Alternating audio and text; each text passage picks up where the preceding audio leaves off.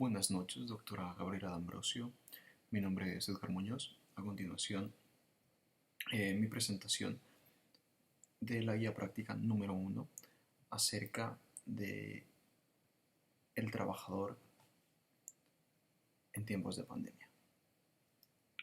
Bueno, empezamos tocando un punto muy importante. Hoy en día hay que solidarizarnos los unos con los otros, pero dando por entendido que el empleador, al permitirse pagar un sueldo a sus trabajadores, goza de una mejor posición económica que ellos, debería acentuarse dicha solidaridad estipulada incluso en el Código del Trabajo, exactamente artículo 41. Responsabilidad solidaria de empleadores.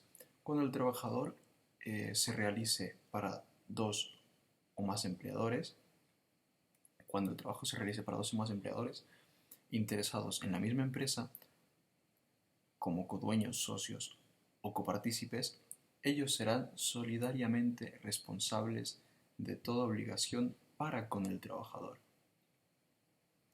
Perfecto.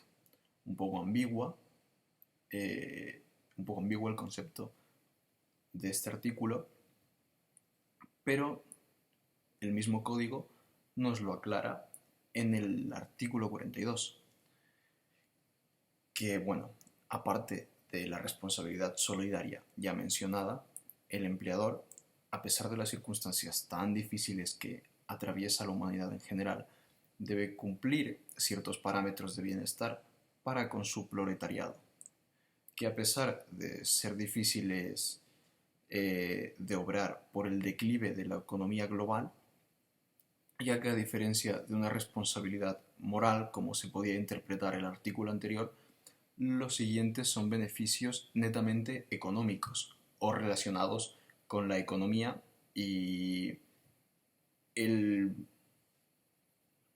buen vivir basado en lo material del empleado. Como lo menciona el artículo 42, como anteriormente dije. Obligaciones del empleador. Son obligaciones del empleador. Pagar las cantidades que correspondan al trabajador en los términos del contrato y de acuerdo con las disposiciones de este código. Así que, aunque estemos en tiempo de pandemia, no debería el empleador retrasar los pagos, las remuneraciones mensuales a su empleado. Instalar las fábricas, talleres, oficinas y demás lugares de trabajo sujetándose a las medidas de prevención, seguridad e higiene del trabajo y demás disposiciones legales y reglamentos, tomando en consideración además las normas que precautelan el adecuado desplazamiento de las personas con discapacidad. No excluir a nadie y intentar hacer un poco más cómoda la vida de los trabajadores. Indemnizar a los trabajadores por los accidentes que sufrieren en el trabajo y por las enfermedades profesionales con la salvedad prevista en el artículo 38 de este mismo código. Esto nos lleva a preguntarnos si el empleado de algún modo pudiese demostrar que contrajo COVID-19 en su trabajo, ¿se vería el empleador obligado a remunerar la atención hospitalaria de este en una clínica privada, si así lo desease? Establecer escuelas elementales en beneficio de los hijos de los trabajadores, cuando se trate de centros permanentes de trabajo ubicados a más de 2 kilómetros de distancia de las poblaciones y siempre que la población escolar sea por lo menos de 20 niños, sin prejuicio de las obligaciones empresariales con relación de los trabajadores analfabetos. Bueno, punto que quedaría un poco en el olvido por los tiempos inciertos que vivimos y que la modalidad de estudio ha cambiado demasiado. Hay 30 puntos más, pero no seguiremos enfatizando en este artículo ya que tenemos un poco más de qué hablar. Derechos del empleador ya no del empleado, en contexto de pandemia en defensa de que uno de sus empleados pudiese caer enfermo, que en porcentaje de decesos y bajas laborales por hospitalización o para evitar cualquier tipo de contagio y perder un efectivo valioso para el correcto funcionamiento de los engranajes de la empresa, el empleado debe respaldar a la empresa como ésta, como pudimos contemplar en los artículos anteriores, vela por él. Como nos dice el artículo 59, indemnización al empleador. Bueno, esto no va relacionado a si el trabajador se enfermase, pero nos señala que si el trabajador sin justa causa dejare de elaborar las 8 horas de la jornada ordinaria, perderá la parte proporcional de la remuneración, si no diese una explicación de por qué faltó a su puesto de trabajo. El artículo 60 sí enfatiza la baja justificada. Recuperación de horas de trabajo.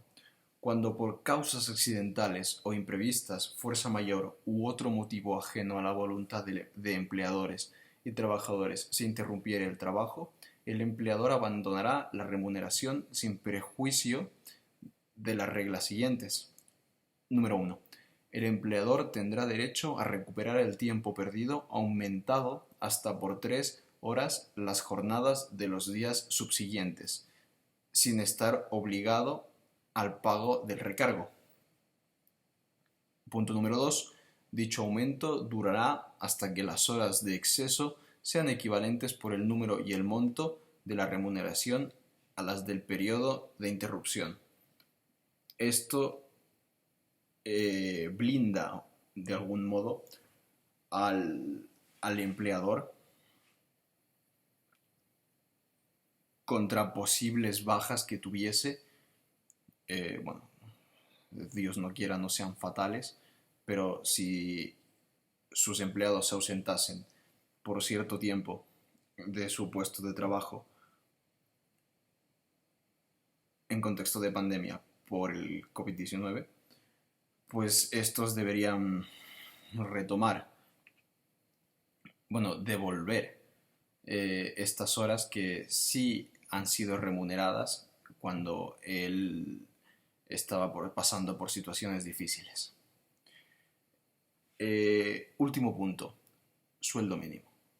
Estipulado por la ley y del cual se ha generado controversia y polémica en diferentes sectores sociales más apegados al trabajador como sindicatos y demás por la no alza de este a colación de los tiempos inciertos que se vienen a día de hoy mismo, apegándonos a la ley, salario básico sí, menos de este con la excusa de que es difícil conseguir empleo y de que las empresas les cuesta mantener a sus trabajadores, inconcebible.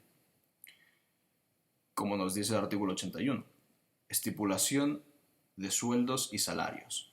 Los sueldos y salarios se estipularán libremente, pero en ningún caso podrán ser inferiores a los mínimos legales, de conformidad con lo prescrito en el artículo 117 de este Código. Se entiende por salario básico la retribución económica mínima que debe recibir una persona por su trabajo de parte de su empleador, el cual forma parte de la remuneración y no incluye aquellos ingresos en dinero, especie o en servicio que perciba por razón de trabajos extraordinarios y suplementarios, comisiones, participaciones en beneficios, los fondos de reserva, el porcentaje legal de utilidades, los viáticos o subsidios ocasionales, las remuneraciones adicionales, ni ninguna otra retribución que tenga carácter normal o convencional y todos aquellos que determine la ley.